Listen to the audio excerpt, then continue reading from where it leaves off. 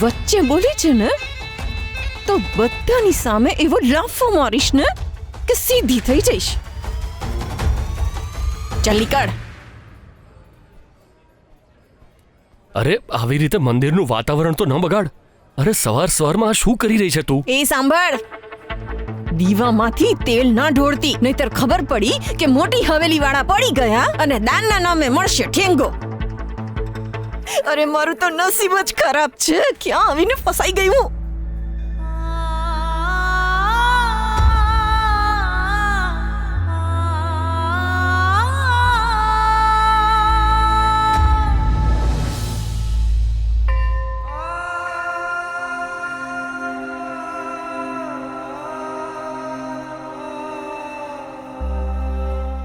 માની આગળ સાવકી શબ્દ લગાવવાથી આટલો ફરક કેમ પડી જાય છે મૈયા?